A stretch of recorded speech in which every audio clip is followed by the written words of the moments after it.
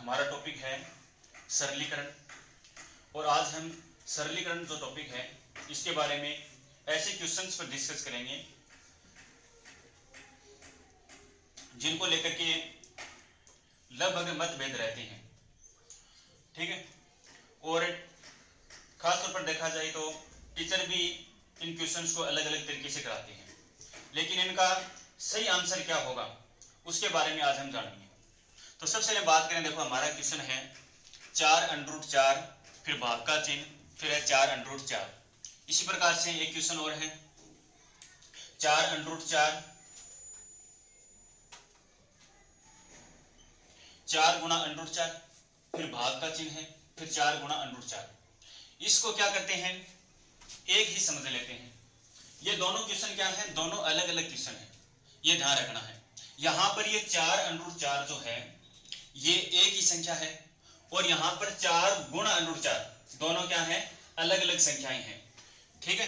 तो ऐसे क्वेश्चन को हम कैसे हल करेंगे, देखो इसको ये क्या है, यहां पर 4√4 है 4√4। अब भाग में पूरी की संख्या यही आएगी 4√4 इस प्रकार से। तो इसका आंसर क्या होगा, फिर सेम संख्या है, क्या आएगा आंसर, 4 से 4 कट जाएगा, √4 से √4, क्या आंसर आएगा इसका 1। इसका आंसर क्या होगा 1। और यदि इस क्वेश्चन की हम बात करें बोडमास के नियम से, तो बोडमास का मतलब क्या होता है, बी का मतलब ब्रैकेट, 3 प्रकार के होते हैं। पहले छोटा ब्रैकेट को हल करेंगे, फिर मंझले ब्रैकेट को, उसके बाद में बड़े ब्रैकेट को। ओ का मतलब होता है ऑफ यानी गुणा करना, फिर डी का मतलब डिवीजन, डिवीजन का मतलब होता है भाग करना, एम का मतलब होता है मल्टीप्लिकेशन, उसके बाद में गुणा करेंगे मल्टीप्लिकेशन, फिर है एडिशन, ए का एडिशन जोड़, और एस का सब्सट्रैक्शन यानी घटा।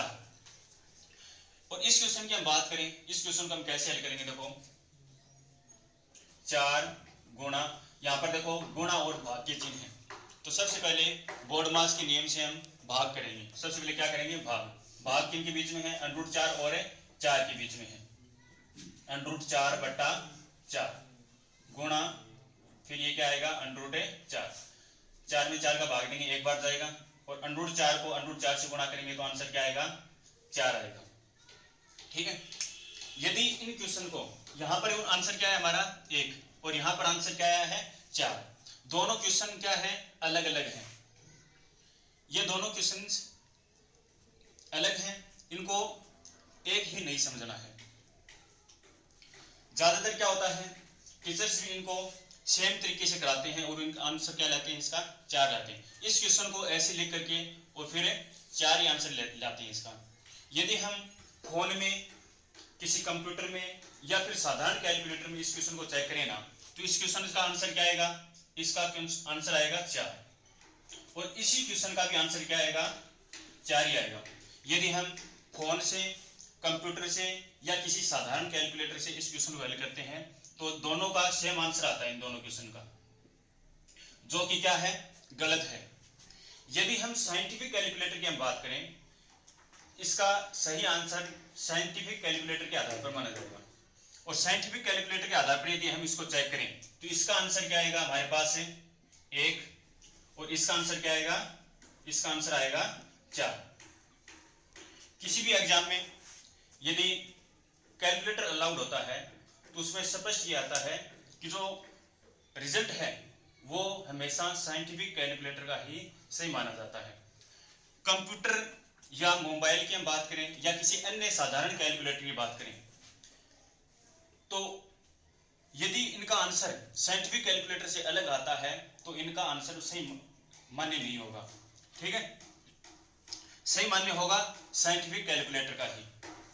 इसलिए ध्यान रखना है, इन दोनों संख्याओं को एक नहीं समझना है, दोनों संख्याएं क्या हैं, अलग अलग हैं। यदि इसी प्रकार से हम बात करें, जैसे हमारे पास कोई संख्या है, जैसे 9√9 भाग 9√9, और एक हमारे पास संख्या है 9 गुणा √9 भाग 9 गुणा √9, ये हमारे पास संख्याएं हैं। तो इसका आंसर क्या होगा, देखो वैसे ही ये संख्या क्या होगी, ये एक ही संख्या को डिनोट करती है, 9 √9 एक ही संख्या है, और यहाँ पर 9 गुणा √9, दो अलग अलग संख्याएं हैं, 9 अलग है, √9 अलग है, ठीक है। इसी प्रकार से ये एक ही संख्या को डिनोट करेगा और ये दोनों अलग अलग, दो अलग अलग राशियां हैं, दो अलग अलग संख्याएं हैं यहाँ पर। तो इसका आंसर क्या आएगा, देखो 9 √9 में 9 √9 का भाग देंगे, यानी सेम संख्या में सेम संख्या का भाग देना है। क्या आएगा इसका आंसर, 1 आएगा। 9 √9 में 9 √9 का भाग देंगे तो क्या आएगा, 1 आएगा।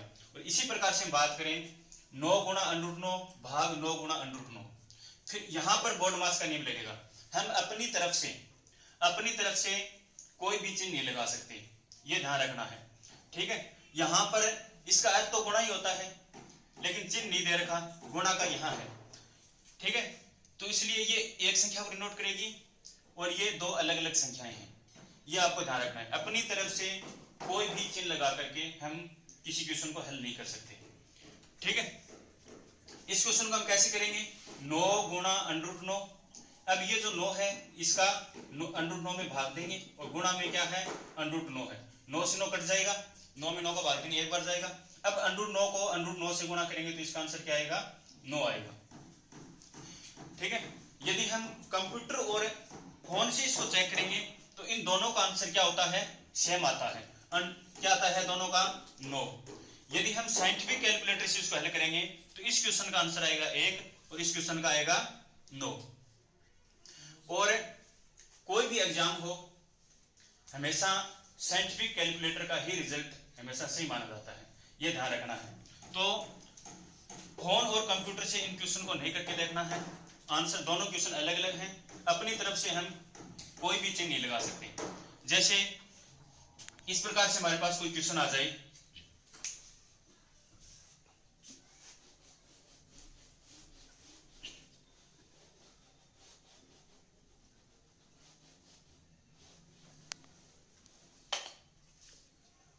जैसे कि कोई क्वेश्चन हमारे पास 9 भाग 9%, तो देखो इस क्वेश्चन को हम कैसे हल करेंगे, देखो। और इसी प्रकार से हम देखें 9 भाग √9, दो अलग अलग प्रकार से इस क्वेश्चन को हल करेंगे। सबसे पहले हम बात करें, देखो 9 फिर भाग का चिन्ह है, 9 फिर परसेंट है, 9 भाग फिर 9 फिर परसेंटेज का चिन्ह है। इसी प्रकार से 9 भाग 9 परसेंटेज है, तो इसको हम कैसे हल करेंगे, 9 फिर भाग का चिन्ह फिर 9, अब ये परसेंट आएंगे तो बट्टे में क्या लगेगा, 100। अब 9 में भाग देना है 9/100 का, तो ये बट्टा में 100 आएगा, ठीक है। इसको हम ऐसे नहीं लिख सकते, 9 फिर भाग का चिन्ह 9 गुणा 1/100, यदि ऐसा लिखेंगे तो ये क्या हो जाएगा, गलत हो जाएगा, ठीक है। अपनी तरफ से गुणा का चिन्ह लगाकर लिखेंगे तो यहाँ इसका आंसर क्या आएगा, गलत आएगा। सही आंसर क्या होगा, 9 में भाग देना है 9, परसेंट आएंगे तो इसके बट्टे में 100 लगेगा, ठीक है। अब इसको हल करेंगे तो 9 गुणा का चिन्ह फिर क्या होगा, 100/9, ठीक है। यानी कि 9 का भाग देना है और 100 से क्या करना है, इसको गुणा, क्या आएगा इसका आंसर है 100। 9 भाग 9% का आंसर क्या आएगा, 100 आएगा। और इस प्रकार से हल करेंगे तो इसका आंसर क्या आएगा, देखो 9 ये इसके भाग में जाएगा तो 9 में 9 का भाग देंगे, फिर गुणा में 1/100 है, तो यहाँ पर आंसर क्या आएगा, 1/100, जो कि क्या है, गलत है। तो ये भी ध्यान रखना है। इस प्रकार से हम बात करें तो अब हम बात करें, हमारे पास कुछ ऐसे और भी क्वेश्चन हैं जिनको लेकर के लगभग सस्पेंस रहता है कि इसका सही आंसर क्या माने। फोन में अलग आता है, साइंटिफिक कैलकुलेटर में उसका आंसर अलग आता है, टीचर कुछ बताते हैं, कुछ टीचर अलग बताते हैं इसका आंसर, ठीक है। तो सबसे पहले तो हम बात करते हैं कि ऐसे क्वेश्चंस में हमेशा राइट आंसर जो है वो साइंटिफिक कैलकुलेटर का ही माना जाएगा। फोन का, कंप्यूटर से या किसी अन्य साधारण कैलकुलेटर से यदि क्वेश्चन हल करते हैं और साइंटिफिक कैलकुलेटर में यदि अलग आंसर आता है तो साइंटिफिक कैलकुलेटर को ही सही माना जाएगा, ठीक है। तो देखो इसी प्रकार से हम और क्वेश्चन पर डिस्कस करते हैं। जैसे हमारे पास कोई क्वेश्चन है 15 फिर भाग का चिन्ह है 5 और फिर है 2 प्लस 1 प्लस 2, इस प्रकार से हमारे पास एक क्वेश्चन है, ठीक है। कुछ टीचर तो क्या करते हैं, इसमें 5 को और यहाँ पर गुणा का चिन्ह लगा करके इसको हल करते हैं, और कुछ टीचर हैं ये डायरेक्ट इसके बट्टा में ले जाते हैं। तो सबसे पहले बात करें, देखो कि इसको सही कैसे हल करेंगे। सबसे पहले तो हम इस पर बात करते हैं, ये सही कैसे होगा। ये एक पूरी संख्या को डिनोट करता है, ठीक है। और यदि इस प्रकार से क्वेश्चन हो 5 भाग 5 गुणा 1 प्लस 2, तो बोर्डमास के नियम के हिसाब से देखे जाए तो पहले ब्रैकेट को हल करते हैं। ये दोनों अलग अलग क्वेश्चन हैं। अब किस टीचर्स की हम बात करें तो या फिर कंप्यूटर या फोन की बात करें तो दोनों से इसका आंसर सेम आएगा। यदि हम फोन यानी मोबाइल से या कंप्यूटर से हल करते हैं तो दोनों क्वेश्चंस का आंसर क्या आएगा, सेम आएगा, ठीक है। लेकिन दोनों क्वेश्चन क्या है, अलग अलग हैं। और सही आंसर क्या होंगे दोनों के, ये देखो। पहले तो सबसे पहले बात करें 5, फिर भाग का चिन्ह है, फिर 15 है, फिर भाग का चिन्ह है, फिर 5 है। अब देखो सबसे पहले ब्रैकेट को हल किया जाता है तो 1 और 2 को हल करेंगे, क्या आएगा 3, ठीक है। फिर 15 है, फिर भाग का चिन्ह है। अब यहां पर क्या करना है, ये जो प्रोसेस है इसको ऐसे नहीं लिखना, 5 गुणा 3 ऐसे लिखेंगे तो ये गलत हो जाएगा। अपनी तरफ से हम गुणा का चिन्ह नहीं लगा सकते, इसका मतलब गुणा ही होता है, लेकिन चिन्ह लगाने से ये क्वेश्चन गलत हो जाएगा। गुणा मतलब होता है तो इसको गुणा ही करना है। 5 को 3 से क्या करना है, डायरेक्ट गुणा ही करना है, क्या होगा 15। 5 को 3 से गुणा करेंगे 15। अब 15 में 15 का भाग देंगे तो क्या आएगा, 1 आंसर आएगा। इसका सही आंसर क्या आएगा, 1 आएगा, ठीक है। यदि हम फोन या मोबाइल या कंप्यूटर से हल करेंगे तो इसका आंसर क्या आएगा, देखो इस क्वेश्चन के आधार पर इसका आंसर आएगा। जैसे इस क्वेश्चन को हल करें 15, फिर भाग का चिन्ह है, फिर 5 गुणा, पहले ब्रैकेट को हल करेंगे तो ब्रैकेट में 1 + 2 है, 1 + 2 को जोड़ेंगे कितना आएगा 3। अब बोर्डमास के नियम के आधार पर देखा जाए तो पहले क्या होगा, 5 का इसमें भाग जाएगा तो 15 भाग का चिन्ह, 15 में 5 ये भाग में जाएगा और गुणा में क्या है 3।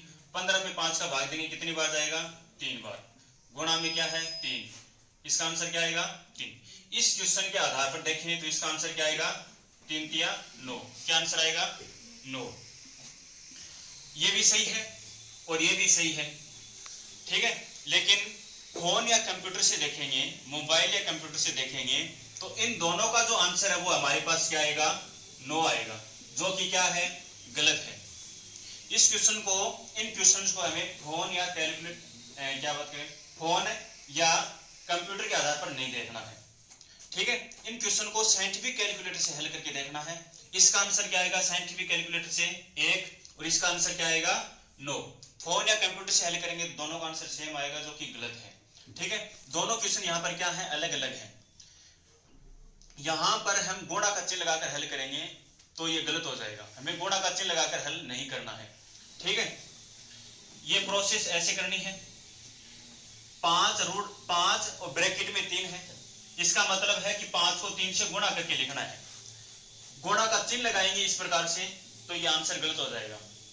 और हमेशा एग्जाम में साइंटिफिक कैलकुलेटर को ही सही माना जाता है और ये जो आंसर है ये साइंटिफिक कैलकुलेटर के आधार पर है।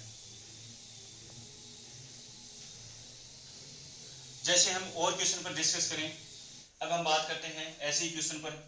जैसे हमारे पास कोई क्वेश्चन हो 35, फिर भाग का चिन्ह है 5 और फिर 3 + 4, ठीक है। और एक क्वेश्चन है 35 भाग का चिन्ह है 5 फिर गुणा में फिर ब्रैकेट में क्या है 3 + 4। दोनों क्वेश्चन क्या है, ये अलग अलग है। दोनों क्वेश्चन क्या है, अलग अलग है। यदि एक ही क्वेश्चन के आधार पर मान के करेंगे तो ये गलत हो जाएंगे, ठीक है। हम अपनी तरफ से ध्यान रखना, कोई भी चिन्ह नहीं लगा सकते, ठीक है। सबसे पहले इसको हल करेंगे तो 35 फिर भाग का चिन्ह 5, सबसे पहले ब्रैकेट को हल करते हैं बोर्डमास के नियम के आधार पर, तो 3 और 4 को जोड़ेंगे तो यहां पर क्या आएगा 7 आएगा, ठीक है। अब क्या होगा देखो 35 फिर भाग का चिन्ह, अब यहां पर 5 × 7 करके हल करेंगे, ऐसे लिखेंगे देखो इसको 5 × 7, तो 5 यहां पर क्या जाएगा भाग में और ये क्वेश्चन फिर क्या हो जाएगा, गलत हो जाएगा। हम 5 × 7 नहीं कर सकते, यहां पर डायरेक्ट क्या करना है 5 को 7 से गुणा करके, ये एक ही संख्या को डिनोट करता है, ध्यान रखना ये क्या है, एक ही राशि है, ठीक है, यहाँ पर भी ये एक ही राशि है, यहाँ पर इसको क्या लिखेंगे फिर 5 को 7 से गुणा करके डायरेक्ट लिखना है। 5 को 7 से गुणा करेंगे तो क्या होगा 35।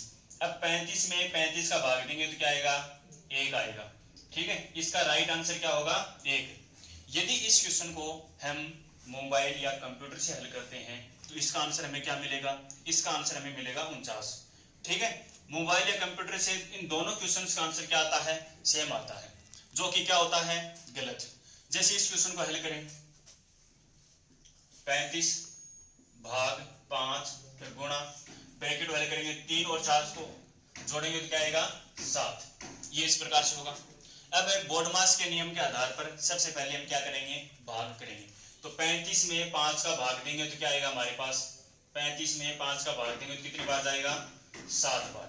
गुणा में क्या है फिर 7 है और 7 को 7 से गुणा करेंगे तो क्या आएगा 49। इस क्वेश्चन का जो आंसर आएगा वो आएगा 49 और इस क्वेश्चन का आंसर क्या आएगा 1 आएगा। यदि मोबाइल से या कंप्यूटर से हल करेंगे तो दोनों का आंसर क्या मिलेगा हमें 49 मिलेगा। ठीक है, तो ये ध्यान रखना है कि इसका राइट आंसर क्या होगा 1 और इसका राइट आंसर क्या होगा 49 होगा। और इसको आप साइंटिफिक कैलकुलेटर के आधार पर कीजिए। साइंटिफिक कैलकुलेटर से करेंगे तो इसका आंसर हमें 1 मिलेगा और इसका आंसर हमें 49 मिलेगा। और कोई भी एग्जाम हो, कोई भी बोर्ड यदि एग्जाम कराता है और ऐसे क्वेश्चंस आते हैं तो उन क्वेश्चन का जो आंसर है वो साइंटिफिक कैलकुलेटर के आधार पर ही सही माना जाता है। ठीक है, फोन या फिर कंप्यूटर से हम क्वेश्चन को हल करेंगे तो वो सही नहीं माना जाएगा। ठीक है, राइट आंसर हमेशा साइंटिफिक कैलकुलेटर का ही सही माना जाएगा, ये आपको ध्यान में रखना है। धन्यवाद।